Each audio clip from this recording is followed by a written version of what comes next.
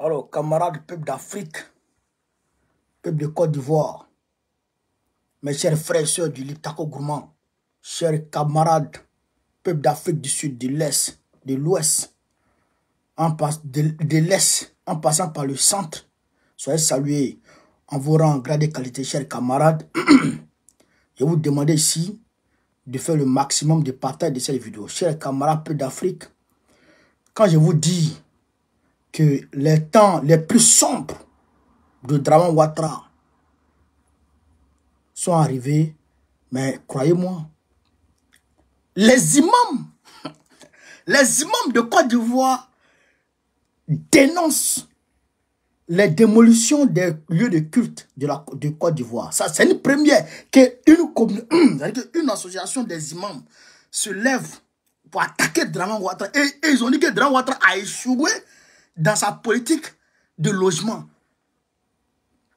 Au nord là-bas, à Korogo, ils ont barré les routes là-bas. À Korogo, ils ont barré les routes. À Korogo. À Yamzokoro, les élèves, ils ont manifesté là-bas. Il n'y a pas école. Chers camarades peu d'Afrique, au CHU, il y a un CHU à Abidjan là. Bon, les gens ne veulent plus travailler là-bas encore. Non, mais c'est la grève partout. C'est-à-dire que, non, mais c'est grave. C'est-à-dire que, aller là, non, le pays boue. Le pays boue comme ça. Comme quand tu mets sauce arachide au feu là. De toute façon, ça boue comme ça. C'est comme ça le pays est en train de bouillir là. Bon, les paysans ne veulent rien entendre. Cacao est arrivé à 5500 francs le kilo au niveau, chez les camarades du Cameroun. Mais en Côte d'Ivoire, c'est 1000 francs. Oh, c'est gâté sur Dramane. Euroman. On va vous expliquer les choses. Chers camarades, partagez la vidéo sur Facebook. Mettez les cœurs, pompez les cœurs. On va commencer déjà par les imams. On va déjà commencer par les imams, chers camarades, peu d'Afrique. Il y a une lecture de ce que disent les imams de Côte d'Ivoire par rapport à Ouattara. Que disent les imams? Tapoter. Démolition des quartiers précaires.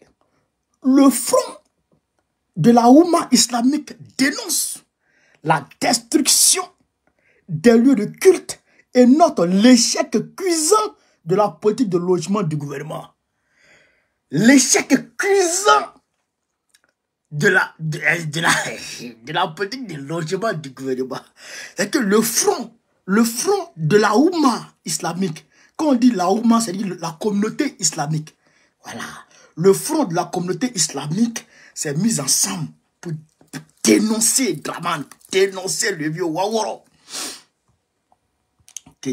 L'opération de dégagement des zones à risque entreprise par le district autonome d'Abidjan suscite aujourd'hui un débat et une polémique entre les partisans du pouvoir et leurs détracteurs. Ah, d'accord.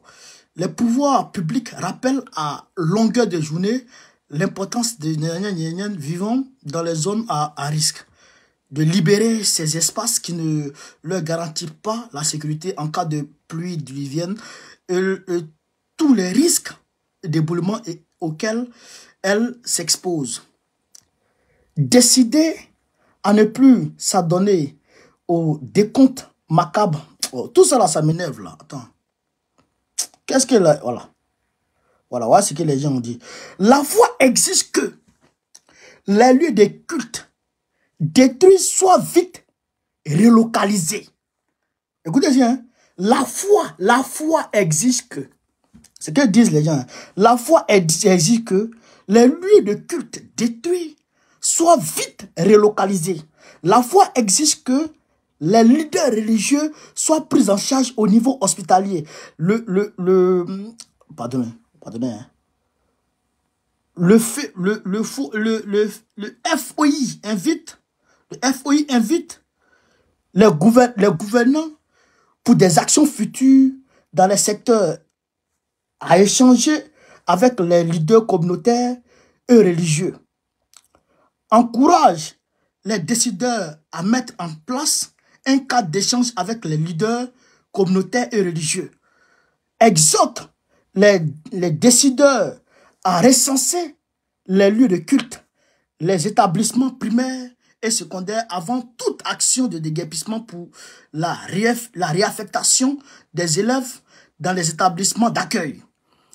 recommande aux décideurs de ne pas imposer des écoles aux élèves, mais prendre en compte le choix de l'élève ou des parents selon son lieu de refuge, ont-ils fait savoir. Vous comprenez, chers camarades peu d'Afrique? Même les hommes de Dieu disent que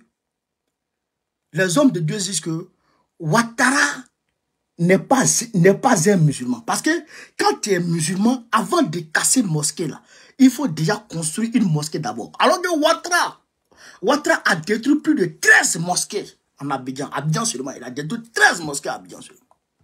Donc les hommes de Dieu sont fâchés et ils ont dénoncé. Ça, c'est une première dans l'histoire de cette affaire de Ouattara.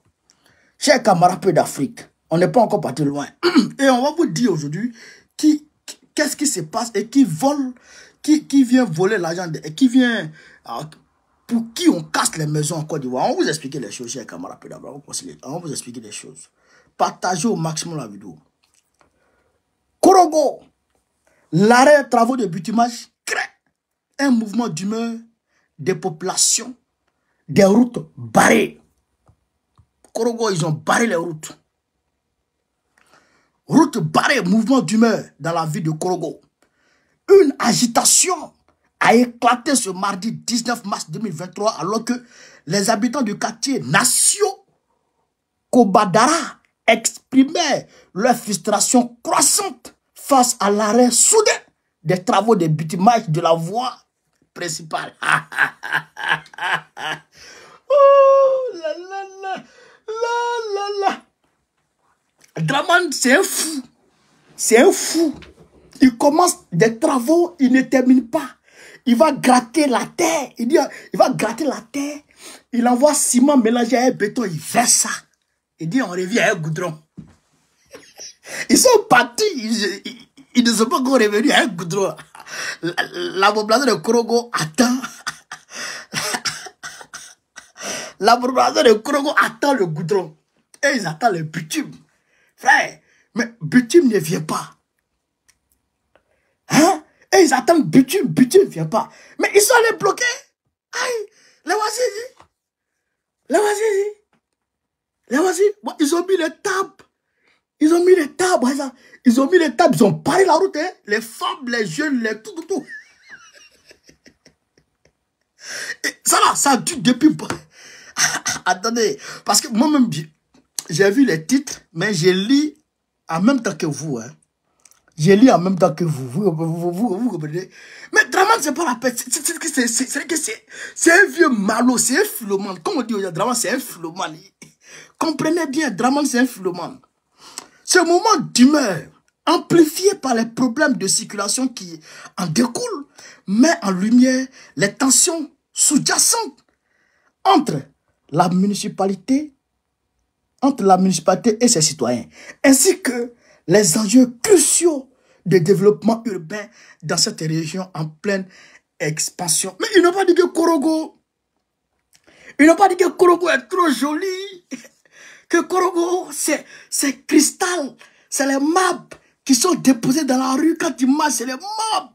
C'est-à-dire que quand tu marches comme ça, même tu te vois, tu es en train de marcher sur le goudron et puis tu te vois tellement le goudron brille. Ils n'ont pas ce qu'ils ont dit. Mais pourquoi ils sont allés barrer la route? On dit la voie principale. Principale, hein, c'est d'abord une voie adjacente. Non, la voie principale. La voie principale. C'est-à-dire qu'il n'y a pas de goudron dessus.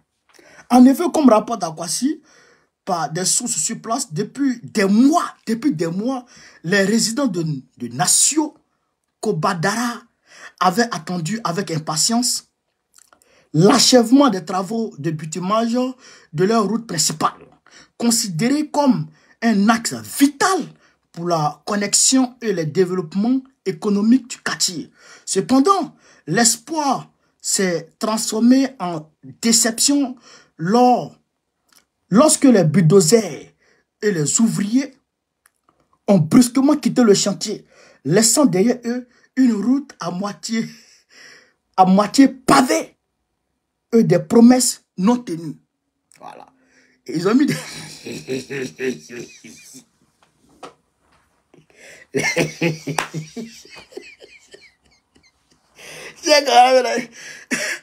Mais ils ont commencé les travaux, l'argent est fini. Ils ont commencé les travaux. Ils ont cadré la rue comme ça. Ils ont versé la première couche. Hein? Mais ciment, mais là, il y a béton, ils ont versé ça. Frère, ils attendent Goudron maintenant. Mais Goudron ne vient pas. Donc, Joe, ça vient pas, ça vient pas. Joe, les travailleurs sont là. Leurs petits jetons qu'ils ont su là. C'est fini. Frère. Europe man. Et ils ont pris les clics et claqués. Ils ont mis dedans. Les populations sont là. Tant de jours, merci pour les étoiles. Les populations sont là, ils ne comprennent rien dedans. Très rapidement, ils ont barré la route. Hein. Ils disent personne passe, personne passe. Le mécontentement palpable des habitants est alimenté par une série de frustrations accumulées, allant de la dégradation des infrastructures à l'absence de consultation publique sur les projets de développement urbain. Frère, avant la canne là, hein, avant la canne, juste avant la canne là, ils sont allés casser comment on appelle ça, les lieux, les commerces de toutes les personnes qui avaient construit leur petit magasin en bord de route là. Ils ont tout cassé. Ils ont tout cassé, non. Les gens ont pensé qu'ils allaient venir construire, non. Ils ne sont pas venus construire. Ils ont pris tous les bulldozers, ils ont gagné un temps. Ils ont fini de démolir, ils ont fini de détruire, et puis ils ont pas dit. Donc les populations sont fâchées. Pour beaucoup, l'arrêt des travaux de bitumage est perçu comme le dernier affront en date. Le dernier affront en date symbolisant l'indifférence des autorités municipales à l'égard des besoins et des aspirations de la population locale. Nous avons été négligés et ignorés pendant trop longtemps. Le gars, il est fâché, a déclaré Amadou Traoré. Amadou Traoré, il est fâché. Il dit ici, nous avons été négligés et ignorés pendant trop longtemps. Hein? Un résident de longue date de Nyoro Kabara. Ces routes sont notre lien avec le reste de la ville. Et leurs états actuels entravent notre quotidien. Nous demandons simplement ce qui nous est dû. Aïe, des infrastructures récentes et un traitement équitable de la part de nos dirigeants, a-t-il ajouté. La colère des habitants a été exacerbée par les conséquences directes de l'arrêt des travaux. Face à cette situation tendue, les autorités municipales ont tenté de calmer le jeu en promettant une réunion publique pour discuter des prochaines étapes. Ils ne peuvent rien faire. Ils ne vont rien faire. Rien. Donc, vous avez compris. Yoramagne, c'est gâté là-bas. C'est gâté là-bas. C'est gâté de ce côté-là. Maintenant, on s'en va ici à Daoukro. Je suis Bédier. On s'en va à Daoukro. Il dit, le pays va mal. Le pays va mal. Le pays va très mal. On dit ici, Daoukro, les coups perturbés dans les lycées. Les élèves délaissent les salles. Voici les revendications des enseignants. Là aussi, c'est grève. Une agitation inhabituelle a secoué les lycées modernes Henri Konan Bédier 1 et 2 de Daoukro hier lundi 18 mars 2024. Alors que les professeurs se réunissaient en salle de profs, les élèves, délaissant leur salle de classe, ont envahi la cour de l'établissement, laissant les cours en suspens pour la journée. Henri Aloko Kwasi Serge, porte-parole du collectif syndical de l'enseignement secondaire général, public et fédéral, de la coordination des enseignants solidaires du premier et second degré de Côte d'Ivoire, de la région de l'Ifou, a confirmé cet incident surprenant. Étant en salle de classe pour concentration, nous avons été surpris de l'attitude. Donc, eux aussi, ils ont des revendications parce que, eux là, ils veulent rentrer, eux aussi, ils veulent rentrer en grève.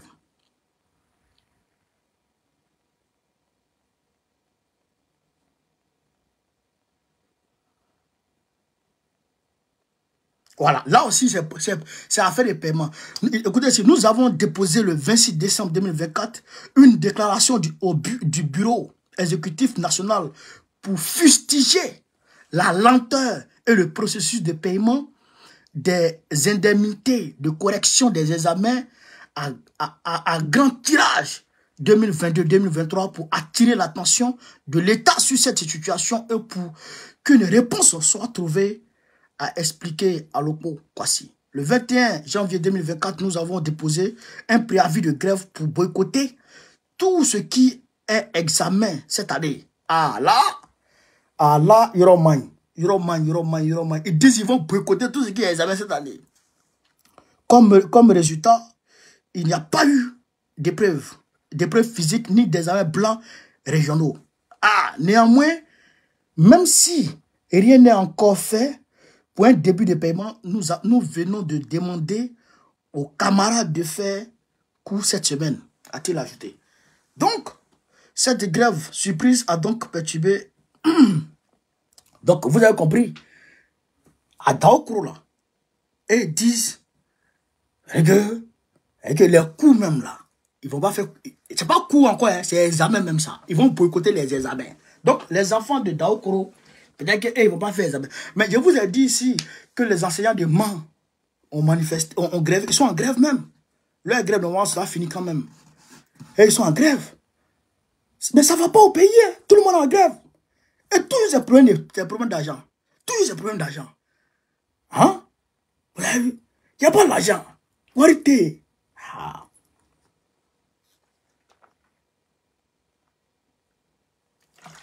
Arrêtez, Tougou. L'infini. Hein? Demain, voilà tous les jetons. Maintenant, écoutez quelque chose ici, chez camarades d'Afrique. Quelque chose qui a attiré mon attention, mais je n'ai pas encore lu.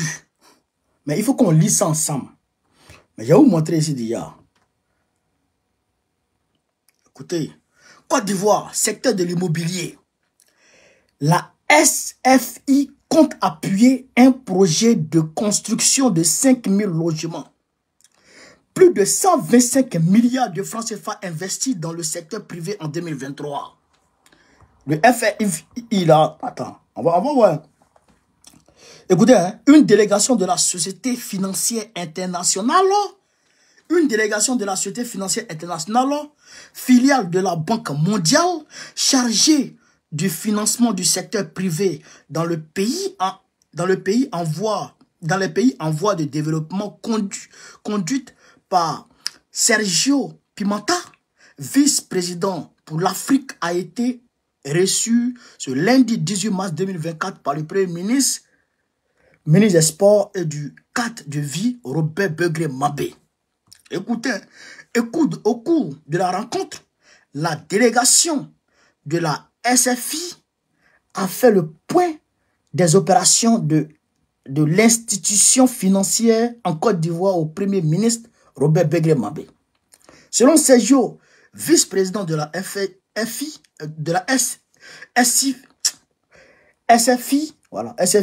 pour l'Afrique, au cours de l'année 2023, l'institution financière a financé le secteur privé ivoirien pour un montant de 210 millions de dollars américains, soit plus de 125 milliards de francs CFA. Est-ce que vous avez compris, chers camarades? On va terminer puis on va décortiquer. Je pense que cette année fiscale qui va se terminer dans quelques mois, nous devons atteindre la barre des 400 milliards, des 400 millions de dollars, donc quasiment le double de nos opérations, a ajouté Sergio Pimenta. Il a, à l'occasion, réaffirmé l'engagement de la SFI à renforcer son soutien au secteur privé ivoirien, à la croissance économique et à la création d'emplois. Le vice-président de la SFI pour l'Afrique a énuméré les secteurs couverts par les investissements. Il a cité les secteurs de l'énergie, de l'agriculture, des nouvelles technologies, en plus de ces secteurs comme l'a indiqué le vice-président de la SFI a soutenu les petites et moyennes entreprises. Il a annoncé que les secteurs du développement des marchés des capitaux, l'habitat ou l'immobilier sont inscrits sur la liste des secteurs prioritaires à financer par l'institut financier.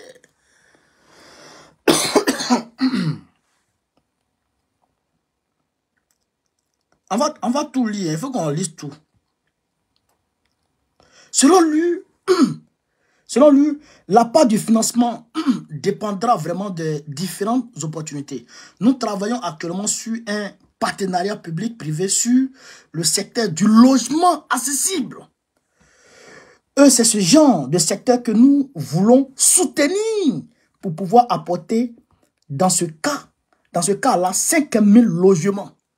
Ce qui est déjà un premier pas pour ce projet que nous pouvons plus tard porter à une plus grande échelle. À une plus grande échelle. Il a promis au Premier ministre qu'il souhaite que le montant des investissements double, que les équipements de la SFI travailleront conjointement avec celle de la Banque mondiale pour mieux soutenir le secteur privé en Côte d'Ivoire. Notons qu'au cours de cette rencontre, le Premier ministre avait à ses côtés le ministre Nyama. Vous avez entendu, chers camarades Peu d'Afrique, la société financière internationale, filiale de la Banque mondiale, qui vient investir dans le domaine de l'immobilier en Côte d'Ivoire.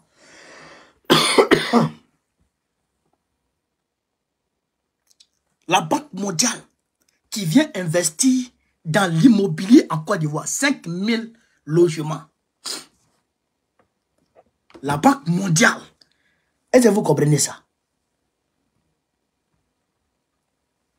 La société financière internationale. Est-ce que vous comprenez ça?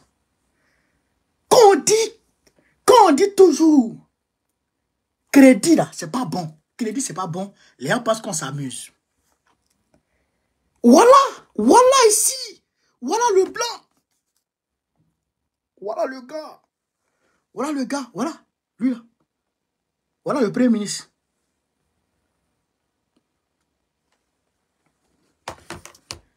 Vous comprenez ça? C'est notre pays, ils sont en train de vendre comme ça. C'est notre pays, ils sont en train de vendre comme ça. Il faut qu'on vous explique les choses.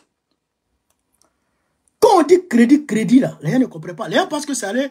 Les gens pensent que les RDR moutons là, ils pensent que quand on dit crédit n'est pas bon là. Ils pensent que c'est crédit de Diallo. Quand tu vas chez Mauritanien, tu vas prendre crédit là. Et ils pensent que c'est ça. Mais c'est pas ça. Quand tu prends crédit là, c'est de convention qu'on signe. C'est de convention qu'on signe. Et puis il y a une assurance encore. Il y a une assurance, il y a un taux d'intérêt, puis il y a une assurance. Vous comprenez ça? Vous comprenez ça? C'est-à-dire que quand tu prends comme ça là, quand tu prends crédit, quand tu prends 1 milliard comme ça là, et puis tu signes avec la Banque mondiale, chaque année, je vais payer 400 millions. Chaque année, il y a payé 400 millions. Quand l'échéance arrive et que tu n'arrives pas à payer les 400 millions, la Banque mondiale saisit ton assurance. Ton assurance maintenant, c'est à ton assurance maintenant de rembourser l'argent de la Banque mondiale. Mais ton assurance n'est pas là pour mourir. Quand ton assurance rembourse la Banque mondiale, mais ton assurance va te poursuivre toi.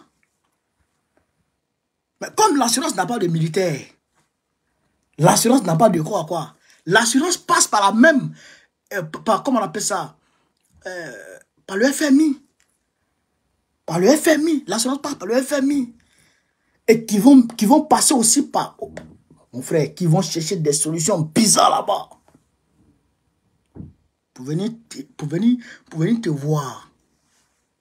Pour venir dire, mon frère, tu dois l'argent, tu ne payes pas, tu as quel problème?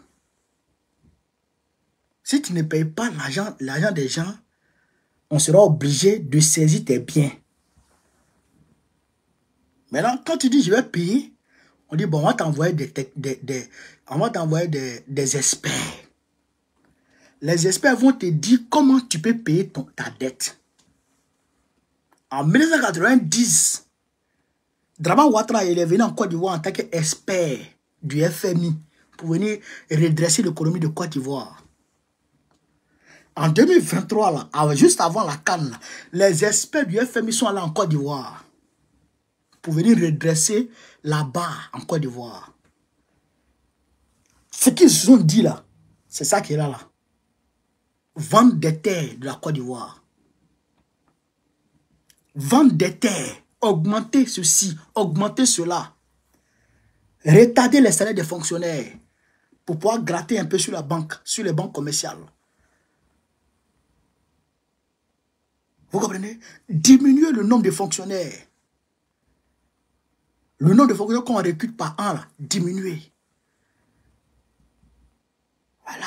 C'est pourquoi ceux-là, on dit c'est une filiale, SFI, c'est une filiale de la Banque mondiale, Société financière internationale. C'est une filiale de la Banque mondiale. Et ils disent qu'ils sont venus dans le cadre de l'immobilier. Ils sont venus dans l'immobilier, dans terre, voler nos terres. Ils sont venus pour voler nos terres. Mais un jour, Dramane va vendre toute la Côte d'Ivoire. Et les gens vont venir dans notre pays, ils vont nous donner 4 de séjour dans notre pays. Et que nous ne sommes plus des citoyens ivoiriens, nous sommes des étrangers en Côte d'Ivoire. Dramane, c'est lui qui est capable de faire ça. Vieux Waworo là. On n'a pas encore fini, cher camarade d'Afrique. On n'a pas encore fini.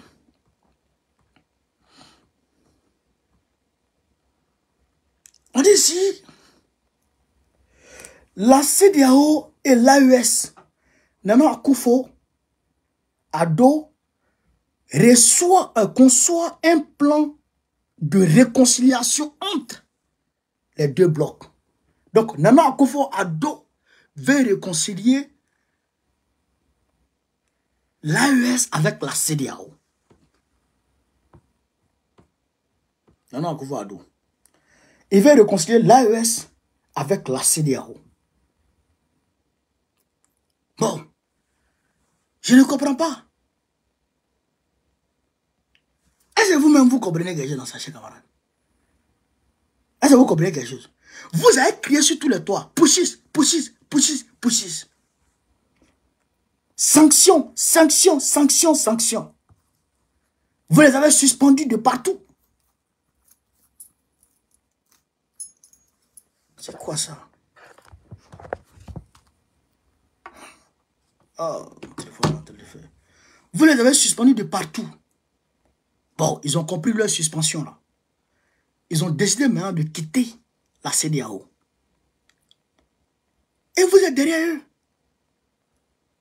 Vous êtes derrière eux. Chers camarades, je vais vous parler un peu. Je vais vous parler un peu. Attendez, on va bien se regarder. On va bien se regarder. Je vais vous parler un peu. En réalité, les États-Unis refusent de quitter le Niger.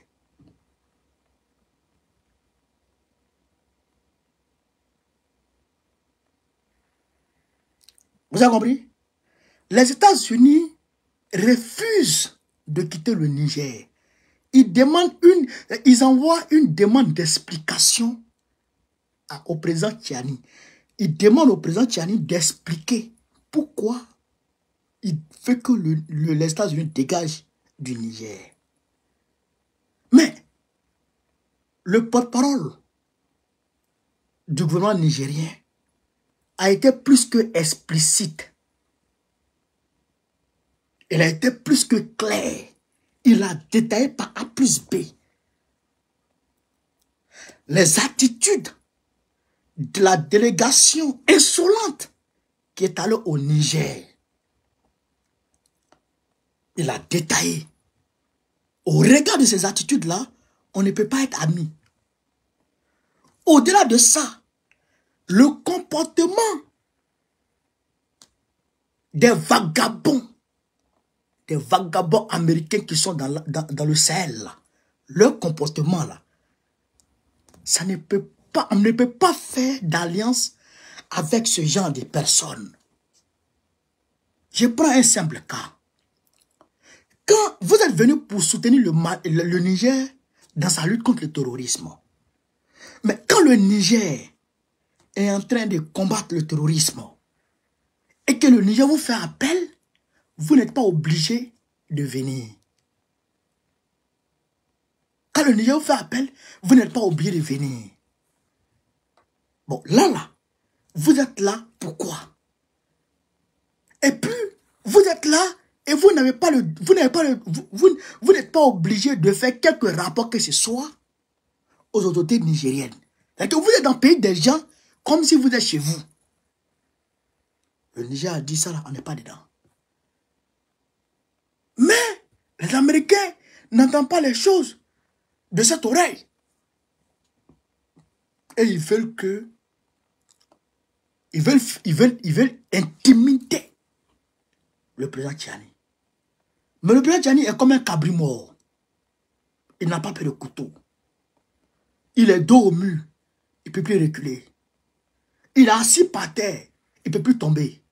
Chers camarades d'Afrique, voilà la réalité entre les États-Unis et le Niger actuellement. Mais, laissez-moi vous dire, vous voyez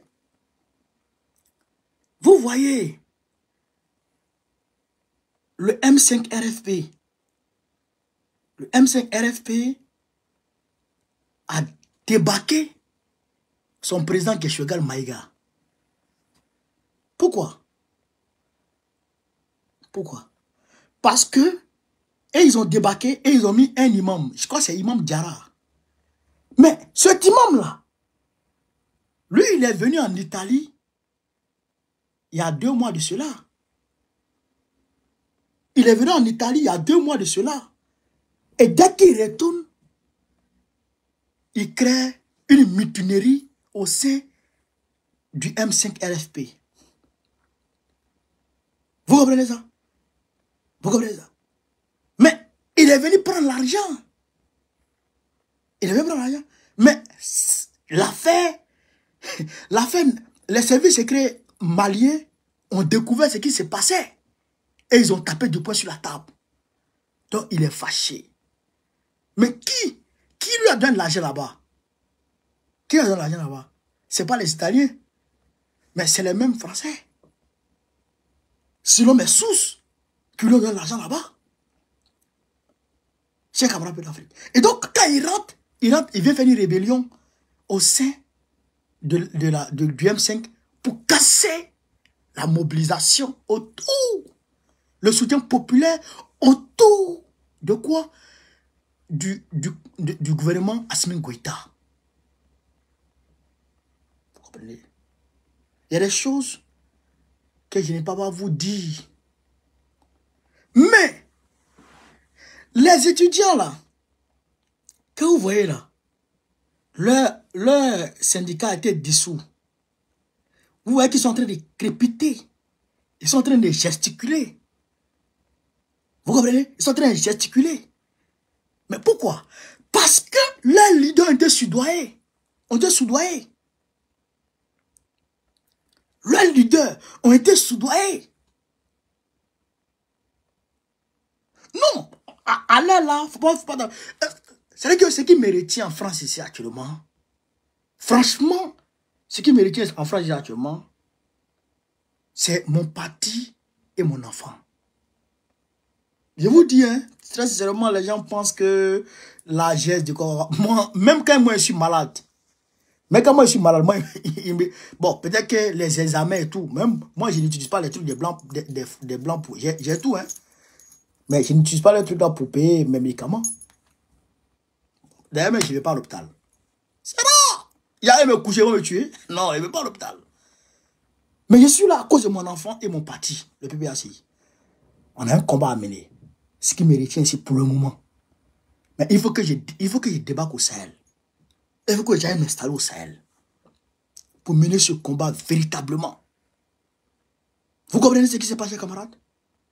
Vous comprenez? Regardez, hein. Regardez autour du gouvernement malien. Les soutiens les plus farouches du gouvernement malien, c'était qui? Yéréoro Debout, le M5. Bon, aujourd'hui, Ben le cerveau est en prison. On ne peut pas trop parler, mais on ne peut pas retourner son couteau contre lui, contre soi. La main qui te doit manger, on n'est pas mort de ça. Il y a eu quelque chose. Ben a été piégé. Ben a été piégé. Et donc, Yéréoro Debout a perdu un peu en crédibilité vis-à-vis de la population malienne. Yéréoro est un peu façon. En plus de Yéréoro, ils viennent de prendre possession du M5 RFP. La coalition Imam Dicko, les militaires sympathisants d'Imam Dicko a été dissoute. Pourquoi? Parce que Babylone avait pris possession de cette coalition aussi. Les gens là déposent des milliards sur la table. Wallah et billah, chers camarades. Les gens là déposent des milliards sur la table. Nous autres, vous voyez, intègres là. Faut croire. Nous autres, vous voyez, on est intègres là. Les Frake Nyamsi, les Nataliam, on est toujours intègres là. Frère, faut croire. On prend, on souffre. Et les attaques, tout azimut. Pendant qu'on t'attaque, on te propose l'argent. C'est que c'est le bâton et la carotte. On te montre la carotte et on te chicote. Si tu n'arrives pas à encaisser, tu as laissé tomber. C'est pourquoi il y a beaucoup de soutien du gouvernement malien qui sont devenus comme ça.